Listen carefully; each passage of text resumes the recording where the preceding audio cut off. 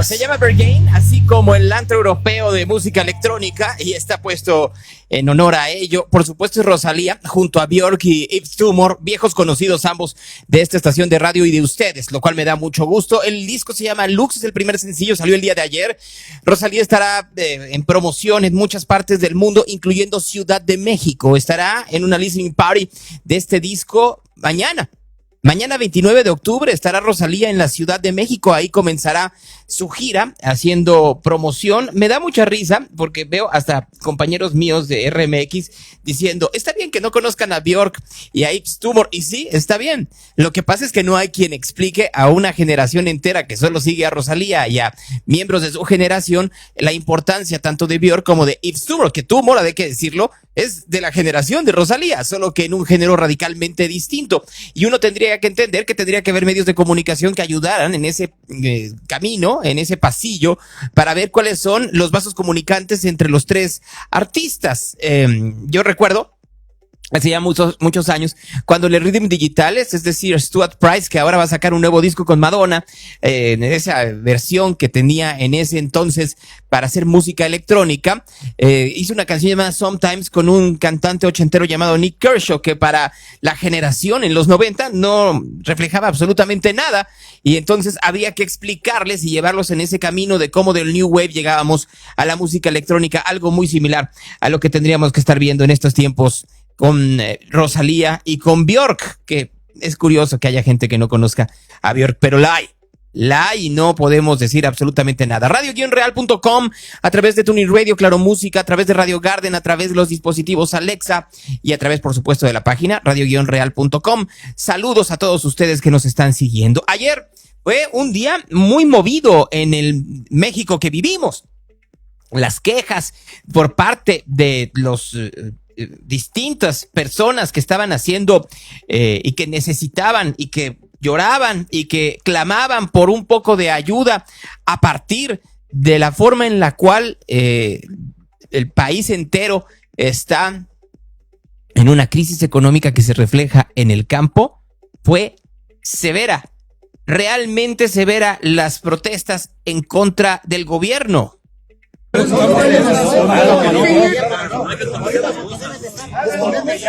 Cuéntame por qué están, qué es lo que están pidiendo, por qué están discutiendo. Nosotros venimos de Campeche, lo que pasa es que en Campeche nos quieren pagar el maíz a 4.80 por tonelada. 4.800 pesos la tonelada, cuando para que nosotros salgamos con la cosecha que tenemos necesitamos un precio mínimo de 7.200. Por ejemplo, nosotros venimos de la península de Yucatán, en Puerto Progreso está entrando miles de toneladas de maíz transgénico. No puede ser posible que nuestro maíz, que nuestro transgénico, no lo quieran comprar.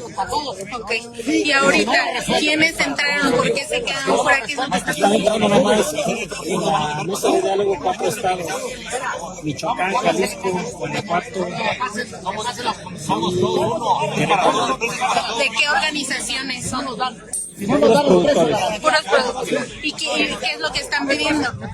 Estamos pidiendo que nos den el precio de 7.200 a nivel nacional. ¿Pero quieren entrar?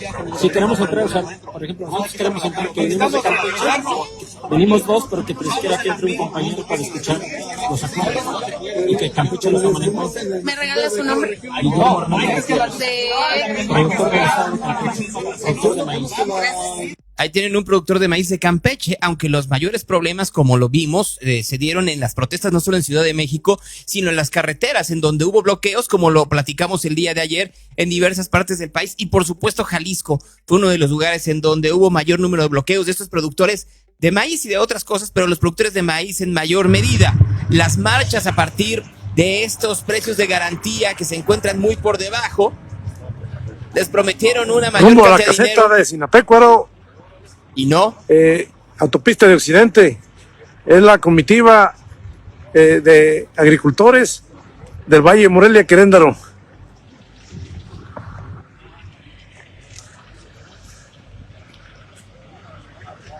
ahí tienen. Sinapecuaro, Queréndaro, Álvaro Obregón, Charo, La Parapeo, Santa Clara, presentes. Los tractores que tendrían que estar en el campo, en las carreteras, en protesta. protesta absoluta porque no les alcanza el dinero.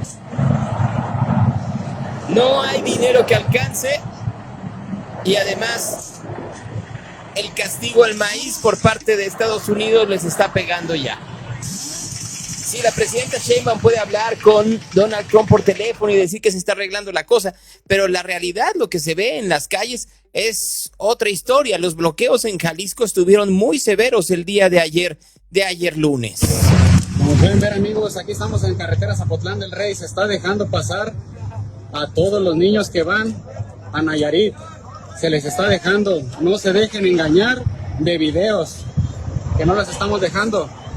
Estamos dejando pasar ambulancias, a gente enferma, a gente que trae niños, a gente grande. No hagan caso a los videos que están saliendo, a las publicaciones de que tenemos heridos, de que tenemos muertos. No es cierto, señores, no tenemos ningún choque. Aquí estamos presionando, no se vayan a dejar engañar. Ahí están. A toda la gente que tenemos aquí parada, se le está dando agua, cocas y panes. Se les está dando a todos. Para que esté aquí en la carretera Zapotlán del Rey, estamos dando agua, comida a toda la gente. Coca y panes. Y no nos estamos dejando, pero también apóyenos desde allá también ustedes. Ahí tienen ustedes, y siguen los bloqueos en Jalisco y en otras partes del país, porque aunque dice el secretario de Agricultura que llegaron a un acuerdo, la realidad que dicen los campesinos es otra.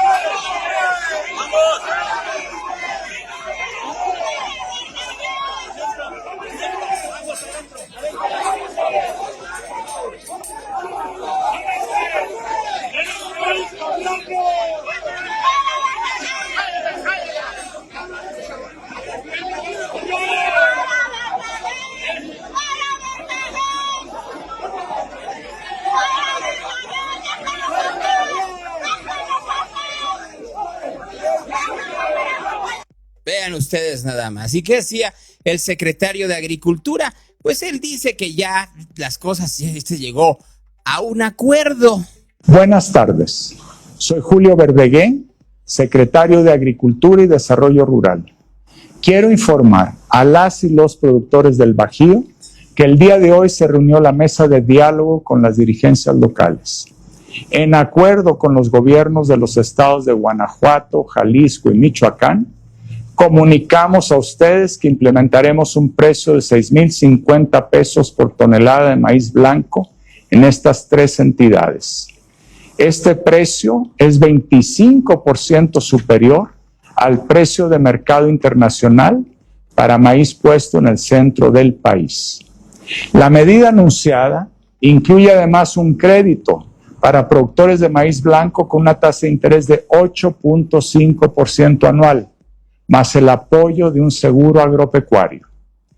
Vamos a abrir las ventanillas a la mayor brevedad para los productores de maíz blanco de las tres entidades que quieran registrarse. Y los gobiernos de Jalisco, Guanajuato y Michoacán también publicarán su mecánica operativa de apoyo complementario para completar el precio indicado. Reiteramos que estamos abiertos para continuar en el diálogo en todo momento. Muchas gracias. Pues sí, pero la realidad es que para el día de hoy, mientras estamos platicando ustedes y nosotros aquí en Real, la cosa continúa. Los bloqueos se dan allá en Guadalajara todavía y en otras partes del occidente del país. No es cierto que han estado abriendo la carretera para dejar pasar gente. Allá va un muchacho con collarín, traemos mascota. Hay otras, hay gente con niños, hay gente mayor. Y no es cierto que están dejando pasar a gente de la tercera edad, niños y gente enferma. Eso es totalmente falso. Estamos aquí desde las 2 de la tarde del día de ayer. Llevamos 10 minutos caminando para llegar al Oxxo más cercano. Y no han dejado pasar a nadie. Vean ustedes. Esa es la realidad de un país en donde por un lado tenemos estos problemas en cuanto al precio de garantía de los trabajadores del campo desesperados porque no les está alcanzando ni siquiera para sacar adelante la cosecha. De un sector de la población que no decían que primero los pobres, eso decían. Y por el otro lado tenemos la inseguridad.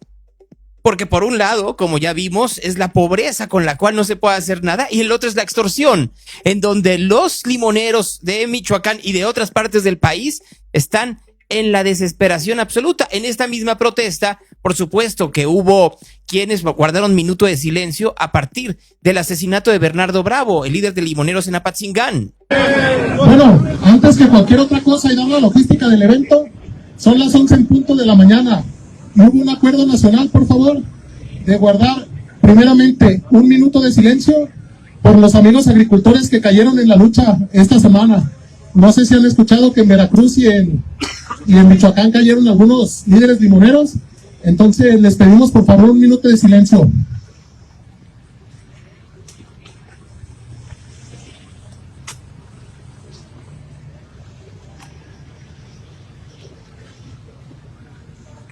Ahí está el minuto de silencio por parte de los trabajadores del campo en una de las protestas en las carreteras que se están dando en el país. Por un lado, la pobreza ante el bajo precio que tiene el maíz, y el otro, por supuesto, la extorsión que están sufriendo en diversas partes, no solo los productores de limón, que eso sucede de manera muy recurrente allá en Michoacán, sino también los que producen aguacate, o que producen las berries, o que producen algún otro tipo de hortaliza, jitomate, cebolla. De acuerdo, compañeros, mencionamos sus nombres. Son Bernardo Bravo, de Michoacán, y Javier Vargas Arias, de Veracruz.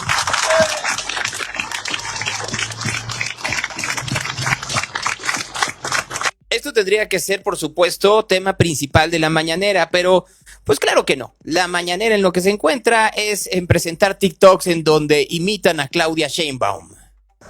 En campaña hice en varios lugares, dije que íbamos a construir una preparatoria que quedaba cerca de la casa. Una chica en Jalisco hizo ¿Qué ritmo es ese? No, pero un reggaetón. A ver, ponlo. Hay que construir más preparatorias que queden cerca de la casa. Que saliendo de la secundaria vayan directo a la preparatoria. Ya no más sale el examen del colegio en el 2025. Bueno, ese TikTok que se hizo hiperviral, ahora que fui a una de las comunidades en Puebla afectadas por las lluvias, me recibieron como 20 niños y niñas y todos cantando. Qué bueno que la gente cante a partir de un TikTok viralizado. El problema es que presentar TikToks viralizados en la conferencia de prensa matutina o que se los canten mientras están afectados por las lluvias no les van a ayudar ni a los campesinos que tienen sus problemas y mucho menos a las niñas que estaban por lo menos divertidas cantándolo sin casas, porque las casas se las llevó, por supuesto, el temporal. Sigan cantando, bravo. Eso es lo que vale para un gobierno basado en la propaganda y en los paleros, no en los resultados. ¿Quieren más?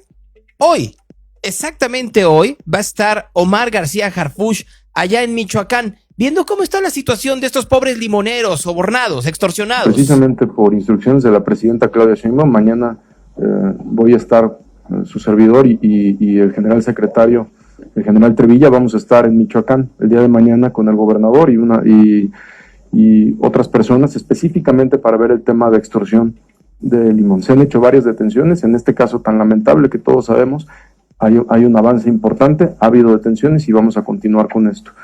¿Quién es nuestro principal aliado en las denuncias de cualquier delito? La ciudadanía, que es justamente lo que hemos venido haciendo.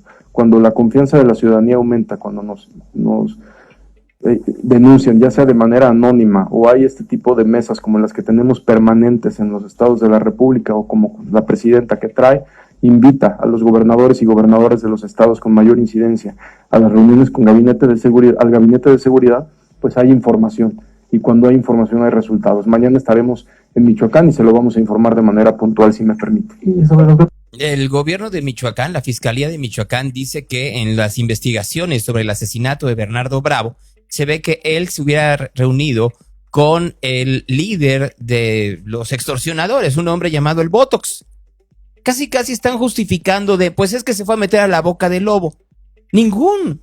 Así tal cual, ningún líder limonero o líder empresarial, ningún dependiente o microempresario tendría que estar tratando con líderes del narco o del crimen organizado allá en Michoacán o en cualquier otra parte del país.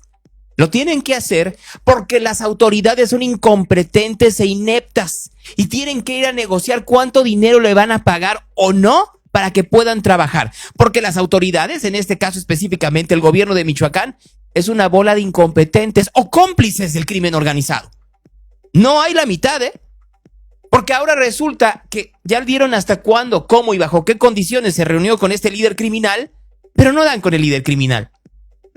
Para que vean ustedes la manera en la cual el crimen organizado sí controla gran porción, una gran parte del territorio mexicano, y no lo quieren decir de esa forma. Si eso pasa en Michoacán, imagínense ustedes cómo está Sinaloa. Buenas tardes, secretario. Buenas tardes. 6 días, 41 muertes en Sinaloa. ¿Cómo le decimos a la gente qué está haciendo la secretaria a su cargo? ¿Se puede, no se puede? ¿Qué viene en el futuro para Sinaloa? Y esto que se hizo viral por una columna hoy publicada, un atentado posible a su persona, las vísperas del 15 de septiembre en su hogar.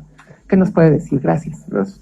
Primero, sobre Sinaloa. En efecto, el viernes hubo 8 homicidios, el sábado hubo 4, el día de ayer hubo 3. Los meses más elevados fueron octubre, noviembre, después tuvimos 5 meses con 5 meses sostenidos donde iba disminuyendo. Diciembre, enero, febrero, marzo, abril.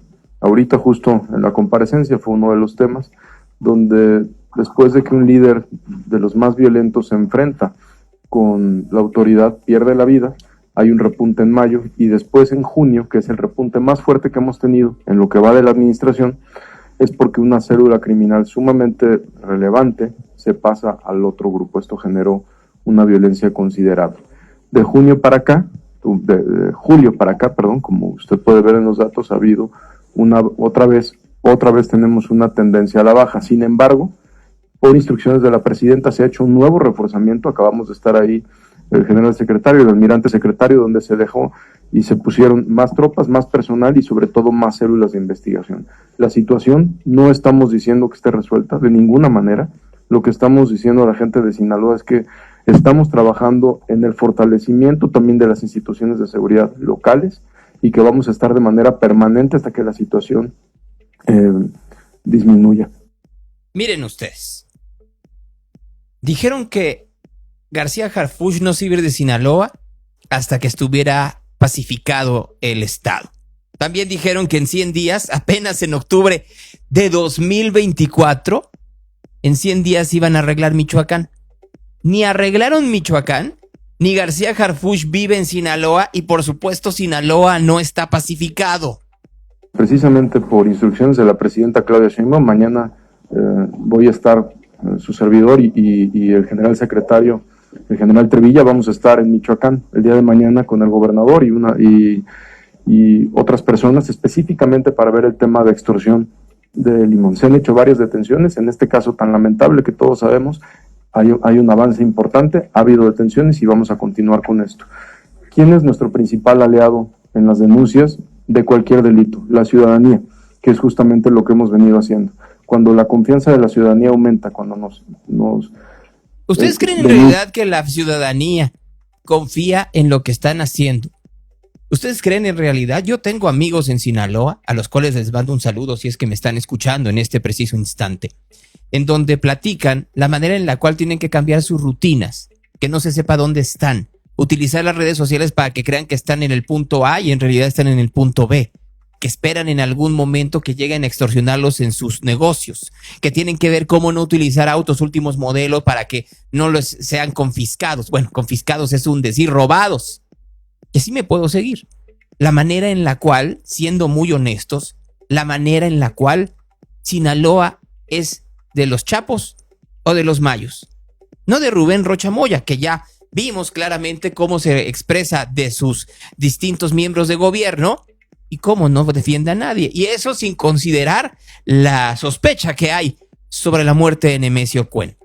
Hablando de sospechas, Raimundo Rivapalacio, como les platicaba el día de ayer, publicó en su columna del Financiero que había habido otro atentado en contra de Omar García Harfuch, en este caso, en vísperas del grito del 15 de septiembre, en una de las casas que utiliza García Harfuch como oficina en la zona de Polanco, en la Ciudad de México. Esto dijo al respecto.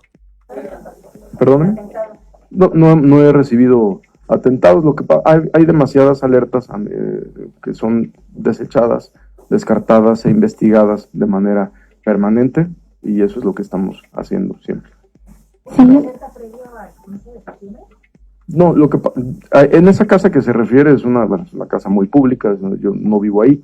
Es una oficina que tiene, si bien es una oficina que tiene una recámara, es muy pública, pues en el proceso interno todos ahí estuvimos, entonces no tuvimos ninguna alerta previa. Enrique Gómez de la Jornada. ¿Perdone?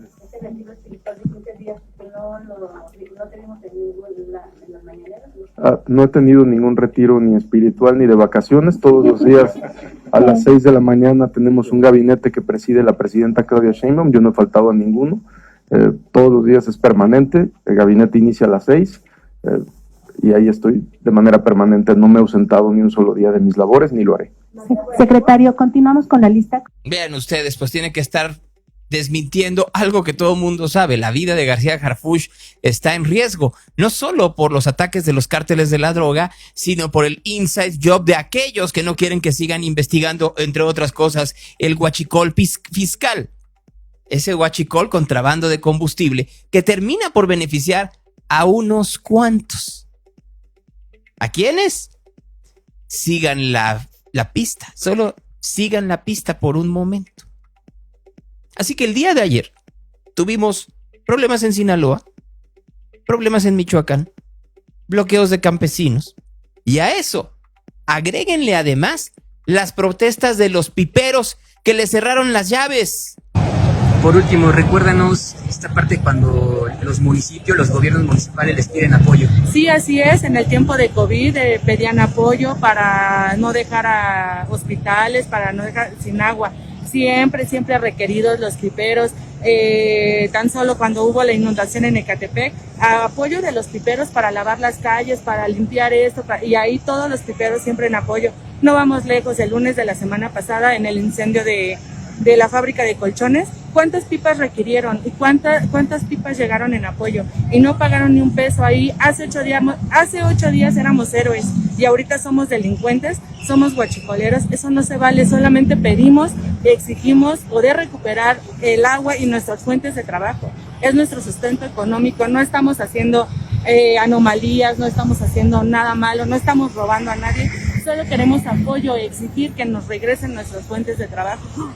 Ahí tienen ustedes a una trabajadora de estas pipas en las cuales se surte de agua a Iztapalapa y a otras partes de la ciudad, en donde le cerraron las llaves porque a alguien se le ocurrió que había un contrabando de agua. Increíble, pero cierto que hay en un país en donde se esté viendo cómo hay contrabandos de agua porque no se da el servicio a la población. La alcaldía de Iztapalapa tuvo que decir que, derivado del cierre de estas 120 tomas de agua, parte de la operación caudal de autoridades del Estado de México para evitar la distribución ilegal de agua para uso comercial, pues tuvieron que ver cómo hacerle, porque no solo le cerraron las calles de Iztapalapa porque no hay agua, sino que al mismo tiempo se quedaron sin agua.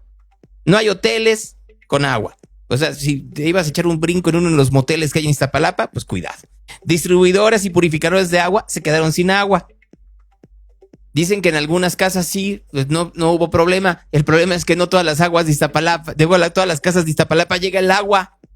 Eso se sabe en la Ciudad de México. El ciudadano jodido, No hay otra manera de decirlo. Jodidísimo el ciudadano. Pero eso no importa en la mañanera. En la mañanera lo que importa es la distracción. Ya no voy a entrar en detalles. Ya esto le corresponde a la Corte. Nada más que pague. Toma chocolate y paga lo que debes. Presidenta, bueno, continúa ya siendo, respondió nada más. Bueno, pues sigue siendo Ricardo Salinas Pliego parte del tema que tiene todos los días Claudia Sheinbaum. Como ya se le desgastó Calderón, se desgastó García Luna, se desgastó Fox, se desgastó Zedillo. El villano favorito del gobierno es Ricardo Salinas Pliego. Y sé, y ustedes lo saben, que yo trabajo en Televisión Azteca. Pero vamos a sacarme un momento de la ecuación y hablemos de alguien que trabajó en Televisión Azteca y que trabaja ahora en los medios del gobierno. Se trató en realidad del evento de este fin de semana del empresario Ricardo Salinas Pliego. ¿Está verdaderamente coqueteando con la posibilidad de competir por la presidencia de la República? ¿Podría ser quizá un distractor para que la conversación a su alrededor sea de algo distinto que su millonario adeudo de impuestos? ¿Cuándo y cómo se va a poner al corriente con el SAT? ¿Y por qué es tan importante para los estados una tributación eficaz y, por supuesto, progresiva para combatir la desigualdad? De todo esto vamos a estar platicando en la barra de opinión, de análisis de los medios públicos, Maciosare, a las 9 de la noche. Así que le invitamos a que nos acompañe y nos haga saber qué opina, ya sea por la señal de Canal 11 o de Canal 22. Luisa Cantú trabajó durante una década en Televisión Azteca y en ADN 40.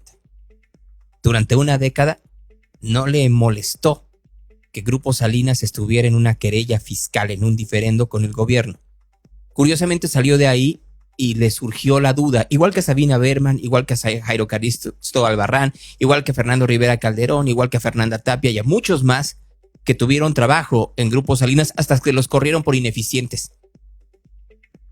Pero más allá de eso, en serio, después de ver este repaso que acabamos de hacer muy rápido, de apenas media hora del país ayer, el tema es Grupo Salinas. ¿Eso es lo que importa al país? Hablando al respecto del Grupo Salinas, el día de ayer sacó un comunicado en donde hablaba sobre lo que dijo el día de ayer tanto Arturo Medina, subsecretario de Derechos Humanos y anterior subdirector del SAT, y Grisel Galeano, la procuradora fiscal.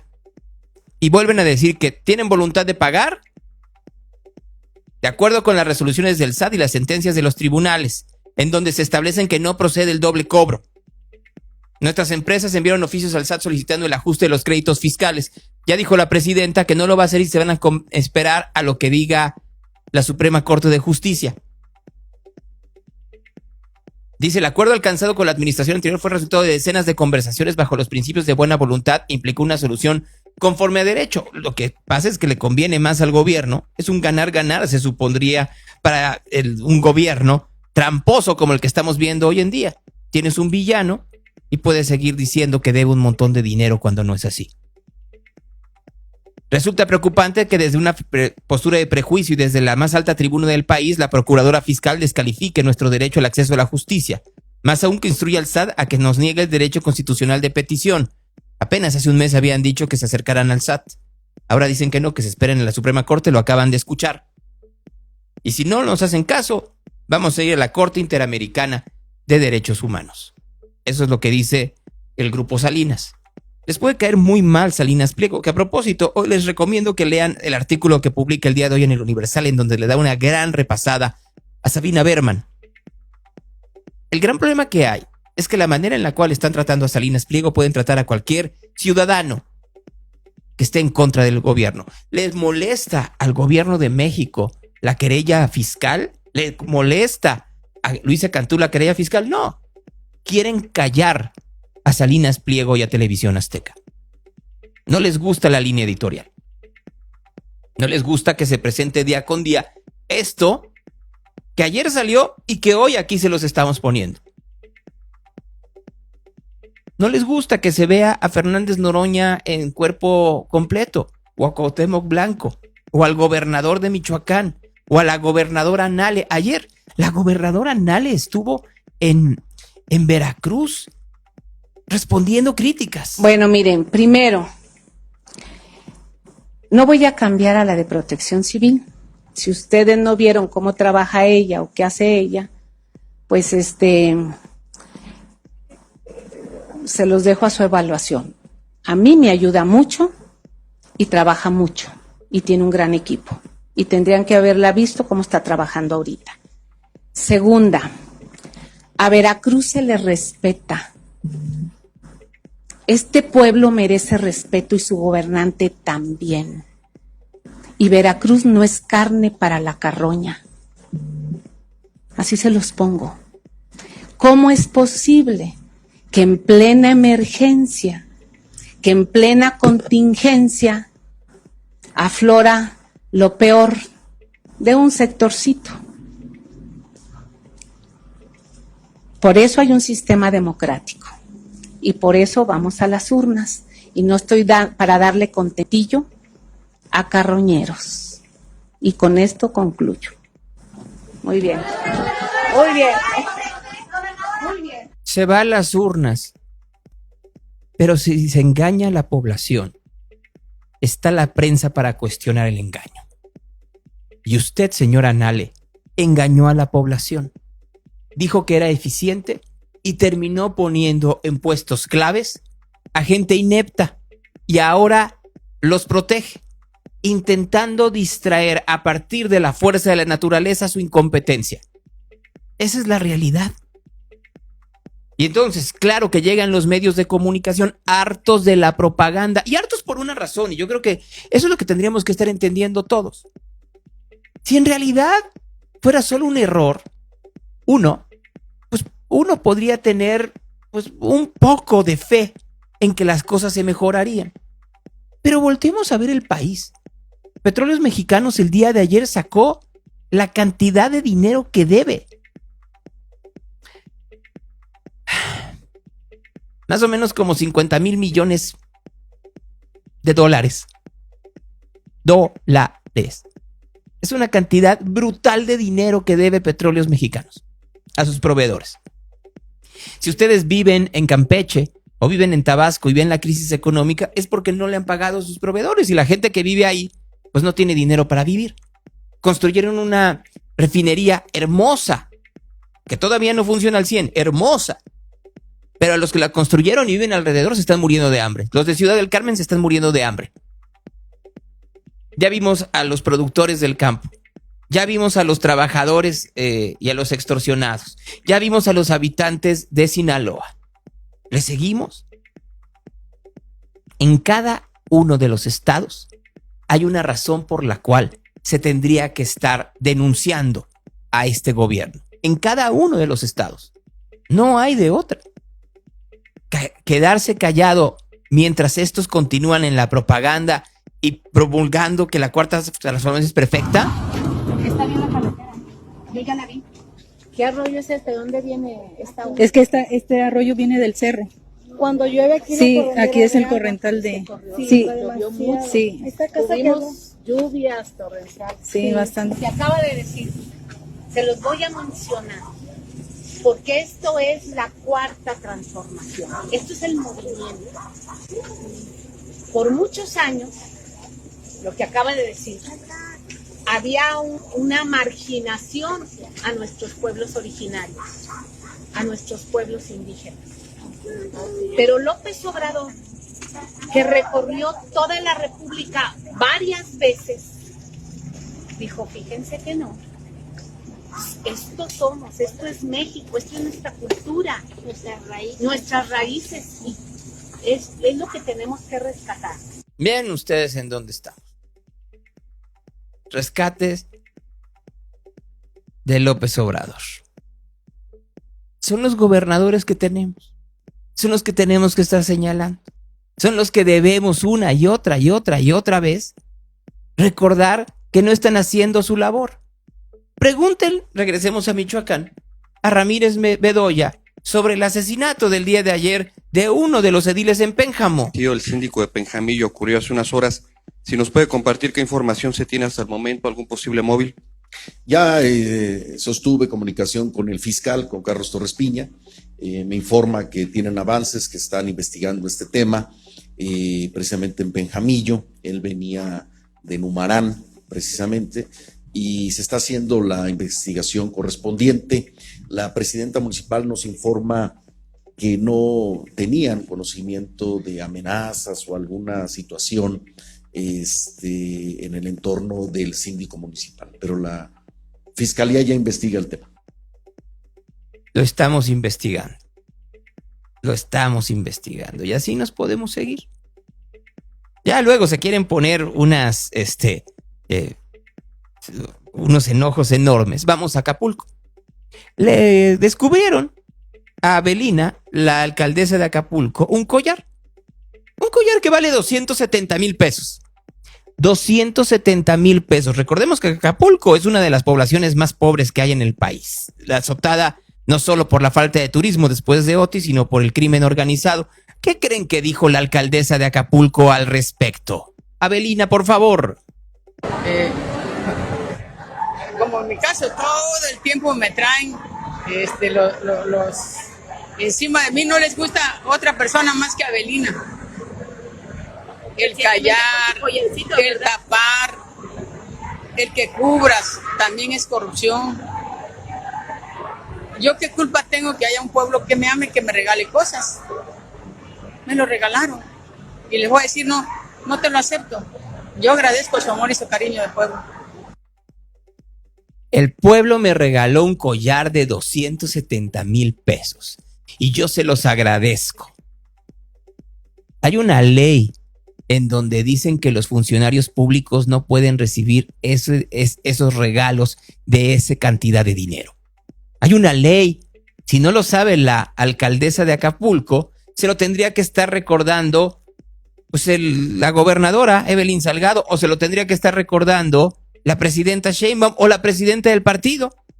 Pero como en Morena nunca se acuerdan de este tipo de cosas, siempre se les olvida, siempre están viendo más bien qué es lo que hacen mal los que no son de Morena para taparse entre ellos. Después no muevan a Avelina. Siempre hay un villano mayor que es de oposición. El de estos días, claro que es Ricardo Salinas, y también Víctor Álvarez Puga, muy conocido porque es el esposo de la conductora de televisión Inés Gómez Montt. Lo detuvieron hace un mes.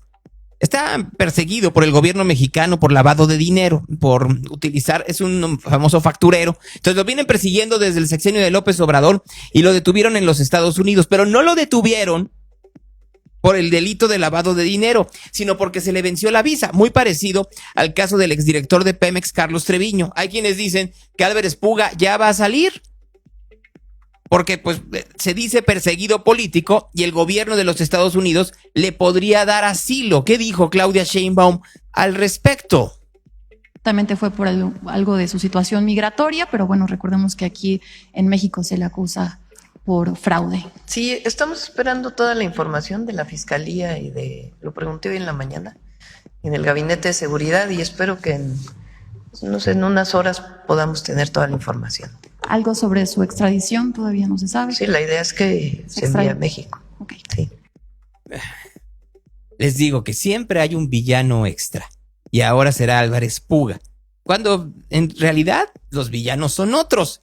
Nada más tendríamos que irlo revisando de manera muy clara. Vamos, si me lo permiten en este momento, a la Cámara de Diputados, en donde ayer tuvo que ir uno de los canchanchanes del SAT a decir que la ley espía que hicieron en realidad no es una ley espía, que nadie se asuste. Es totalmente falso que el cambio al marco jurídico fiscal aprobado en la Cámara de Diputados tenga fines de espionaje digital o se trate de la ley espía como apuntaba.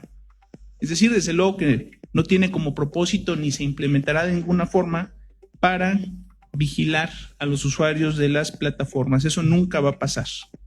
Lo que sí establece la reforma es que las plataformas deberán permitir a las autoridades fiscales el acceso a la información que permita conocer el debido cumplimiento de las obligaciones fiscales. ¿Esto con qué propósito? Muy sencillo, hacer más eficiente la recaudación. Como lo decía el señor subsecretario, desde hace un par de años las plataformas están obligadas a pagar al SAT lo que recaudan de todos los usuarios. Las plataformas hacen una retención y esa retención tiene como fuente única lo que los usuarios finales pagan por los servicios que reciben o por los bienes que adquieren. Muchas de esas plataformas están ubicadas en el extranjero y por lo tanto las labores de fiscalización no pueden ser las mismas. No puede ser como una empresa que está en México, que se puede hacer una visita domiciliaria, una revisión de gabinete, están en el extranjero. Por lo tanto, el único propósito que tiene esta reforma es garantizar que el monto que desde hace un par de años estas empresas enteran al SAT y reportan coincida con la realidad de lo que le cobraron a los usuarios. Bueno, ¿ustedes le creen? Yo, perdón, no le creo absolutamente nada. Yo no le creo nada a este gobierno. Mucho gobierno de mucha palabrería. Bla, bla, bla, bla, bla, bla, bla, bla, bla. Mucho eloa para entre ellos. Bli, bli, bli, bli, bli, bli, bli, bli. Y mucha persecución a quien les demuestra la realidad.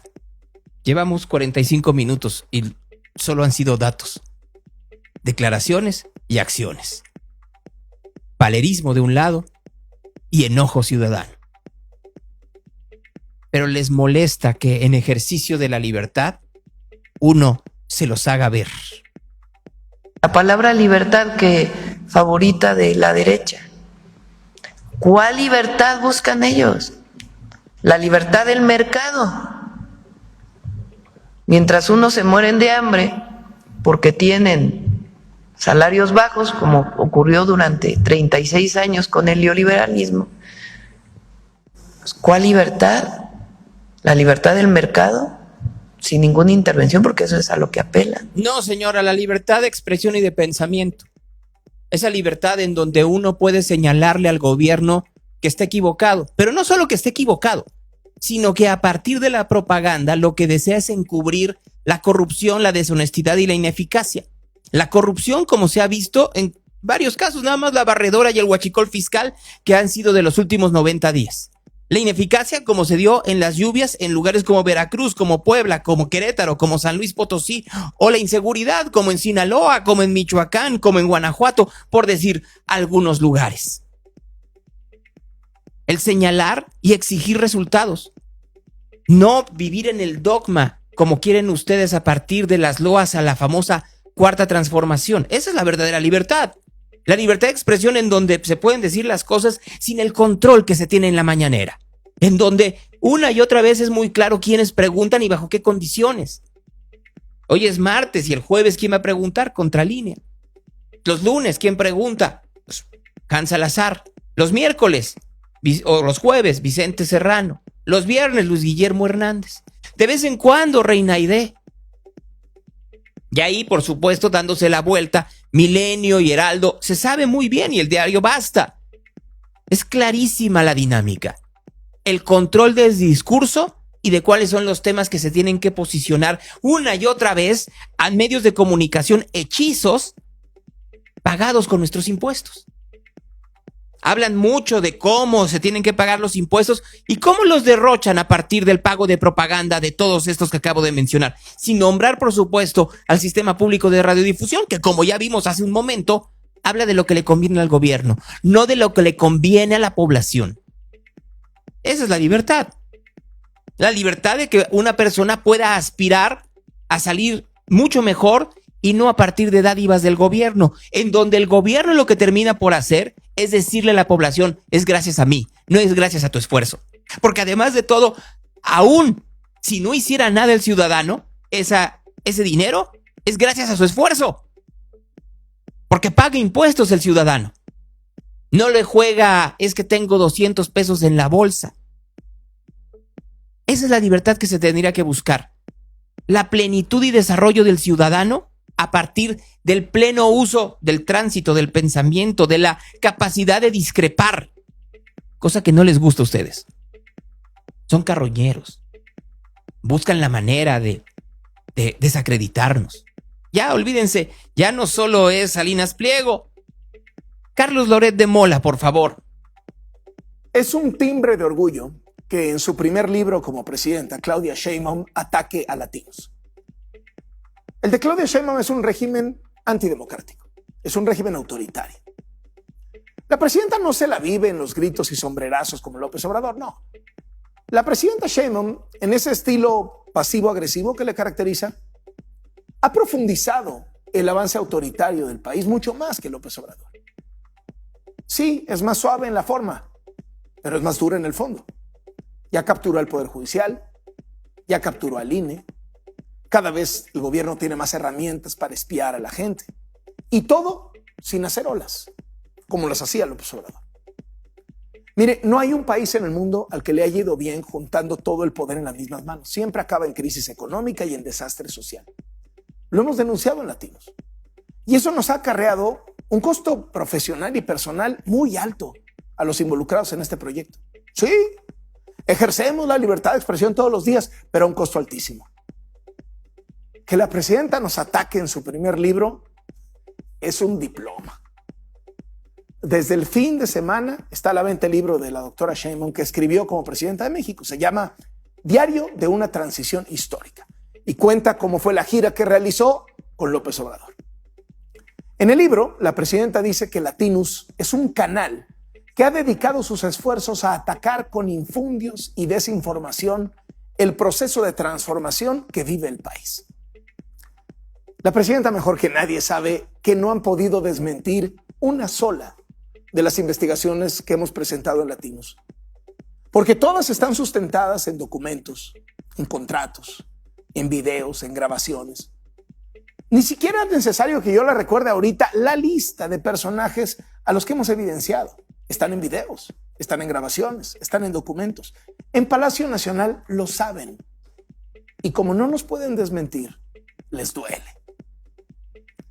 Lo cierto es que para todos los corruptos a quienes hemos denunciado en Latinos, esos renglones en los libros de la presidenta son una garantía de impunidad. Para nosotros, diría el clásico, son un timbre de orgullo. Ese es el gobierno que tenemos.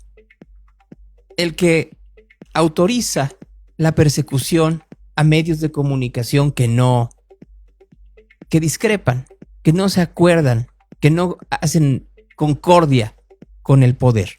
Que sería lo más sencillo del mundo. Vean ustedes cuántos hay en México que hacen eso.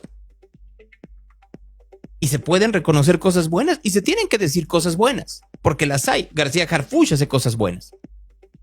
Pero no denunciar el desabasto de medicamentos, el fracaso de la megafarmacia, la manera en la cual el AIFA no puede ser funcional porque no se han habilitado desde hace 3 años las vías de acceso a ese aeropuerto, la manera en la cual quedó a 1 hora el aeropuerto de Tulum, la forma en la cual Tulum se está muriendo, el Tren Maya y la devastación ecológica que tiene. No se debe decir eso. En serio, no se debe decir cómo se había logrado que no se hicieran los programas sociales en beneficio electoral del partido en el poder y que ahora de manera recurrente se utilicen los servidores de la nación para decirle a la gente, como lo escucharon con Rocío Nale, es gracias a López Obrador. No se debe denunciar eso. No les gusta que se adoctrine a los niños a partir de los libros comunistas que tienen, entre otros, como lecturas obligadas para los maestros a Marx y Lenin. No les gusta que se denuncie eso. El problema es que no solo es la propaganda, los paleros, los políticos que están ahí. Somos nosotros como ciudadanos. ¿Una luz de sí? Sí, claro que sí. ¿Alguna luz de los otros? También. ¿Será justo en sus juicios? Yo espero que sí, si quiero hacerlo. ¿Valiente? Sí, también. Por cierto, ¿hay retiro que lo pueda callar? No. ¿Ni intimidación que lo calle? Tampoco. ¿La realidad está para callar o denunciar? La realidad está para denunciar. ¿Ya vio qué país van gobernando? Sí. ¿Qué país? Un país muy complicado, muy dividido y con regresiones, creo, serias en su evolución democrática. El maximato se ha manifestado. Creo que empieza a tomar forma. ¿Sería justo decir que tenemos el gobierno que nos merecemos? Yo creo que sí. Finalmente, las urnas hablaron. ¿Lo merecemos o fuimos inexorablemente engañados? A ver, creo que hay una parte donde fuimos engañados, pero también creo que la falta de reflexión, al menos en ciertos sectores, contribuyó y contribuye a que pase lo que está pasando. La impunidad campea. Sí. ¿Los ánimos autócratas gozan de buena salud? Yo creo que sí. Apenas llegan y corrompen. Javier Lainez, dejando muy claro que no solo tiene que ver con el palerismo, la propaganda y el gobierno inútil, tiene que ver con nosotros los mexicanos. Hubo un nuevo ataque por parte del gobierno de los Estados Unidos contra botes, contra lanchas allá en el Caribe, que dicen ellos traían droga. De nueva cuenta, Pete Hegseth, el secretario de guerra, así le dicen al secretario de la defensa, atacaron a otro par de botes. Donald Trump en Japón dice esto. And you've been watching what our missiles do to boats and ships and submarines. How about the submarine? They said, no, that was just fishing. The radical left Democrats said, well, it was a submarine, but they were just fishing. Submarines don't go fishing, do they? You know more about submarines than I do. You have a beauty park outside, actually. This is a submarine, and you know what it was designed for? Transporting drugs, and it got hit. But each one of those vessels that we hit kill on average 25,000 people, American people, every single year. They kill, each one of them kill 25,000 people. So we have to stop it, and we have stopped it. And I want to thank Pete for having the courage to do it. And believe me, people are very honored that you do it. 25,000 people for each boat. For many years, the drug cartels have waged war in America, and at long last, we're finally waging war on the cartels. We're waging war like they've never seen before. And we're going to win that battle. We're winning it already. The sea, I mean, the only problem is nobody wants to go into the sea anymore. Even the fishing boats, they say, let's take a pass. But they don't want that. But we're knocking them out one by one. And very importantly, we've almost stopped completely the drugs coming in by sea. Bueno, ahí tienen a Donald Trump presumiendo que lograron parar, dice que casi completamente, las drogas que llegan por mar. A punta de misiles. A punta de misiles. Reporte de tráfico. Gracias en Facebook, pásense a Instagram, nos vemos mañana a las 8:30 de la mañana. Muy buenos días. Y ahora en el caso de Instagram, mientras entra Marco Vinicio, sí, como nos estaba platicando nuestra radioescucha el día de ayer, ya está tocando Melissa en este preciso instante, está azotando las costas catastróficos, es como lo dicen en este momento. Vientos catastróficos en Jamaica, es una situación de vida o muerte. Le piden a la población allá en Jamaica que se resguarde, Marco. Sí, efectivamente, Gonzalo, complicaciones en esta zona por el clima y pues obviamente esperemos que no haya pérdidas o que sean humanas y que sean las menores y obviamente también esperar los daños también que no azoten o que no sean tan fuertes porque luego la gente termina perdiendo todo.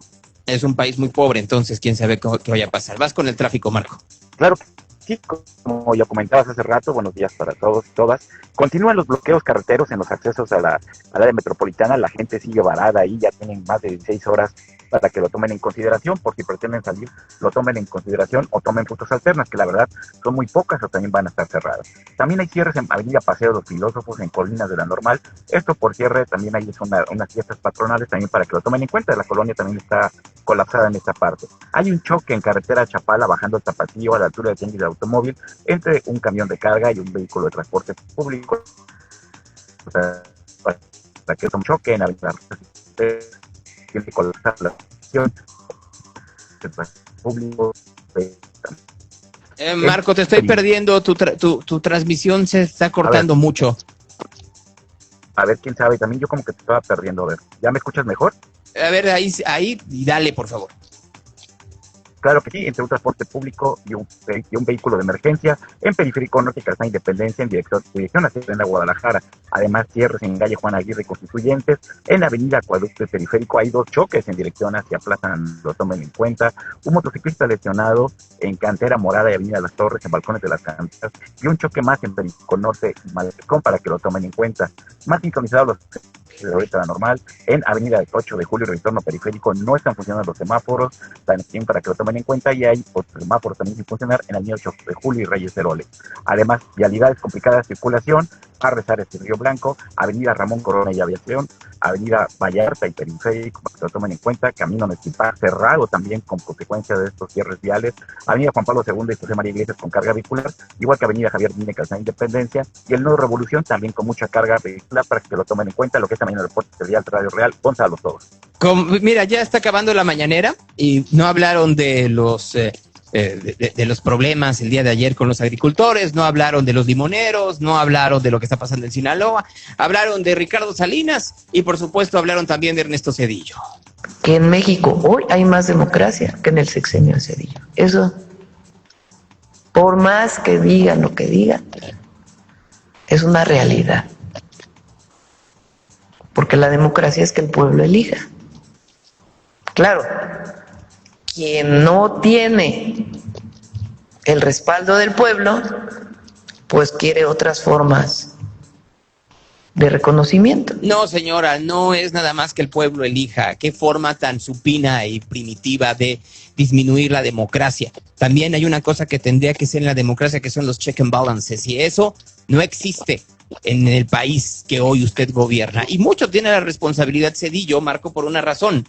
Zedillo autorizó de manera ilegal, a partir de los controles que en ese momento existían, que López Obrador participara como candidato a la jefatura de gobierno en la Ciudad de México, pese a no cumplir con el requisito de residencia. Y miren dónde estamos. Todos estos llegaron al poder a partir de torcer la ley gracias a Zedillo. Y nunca lo van a reconocer, pese a que fue denunciado por ellos mismos. Busquen en la jornada del año 99 lo que decía en ese entonces Pablo Gómez. Y miren en dónde andamos hoy, Marco. Sí, efectivamente, Gonzalo, y creo... No, Marco, lo que creas no se va a poder saber hoy porque tu internet no está mal, está pésimo. Vale, mira, pues a lo mejor también tenemos ahí un boicot justamente también de parte de ellos, que es un juego a ver quién aguanta más. Cuídate, Marco. Un abrazo para ti todos, cuídate. Hasta luego, ahí está Marco Vinicio, que iba a decir una cosa, pero pues se cortó horriblemente. Conversaciones. Y en un minuto tendría que estar Claudio, pero creo que ni siquiera está. No está Claudio. Uy, qué barbaridad, porque yo me tengo que salir corriendo. Tengo una entrevista con Ludovico Einaudi, así se llama, no crean ustedes, ¿eh? Dice, ¿quién le dijo a esa señora que la fórmula del cacas le va a funcionar a ella? Pues ellos, porque es la única fórmula que se saben. La única fórmula que se saben es esa, ninguna más. Bueno, no llegó Claudio, algo ha de haber pasado y yo tengo un poco de prisa, así que disculparán ustedes. Dejamos a Claudio para el jueves, el Evangelio del día.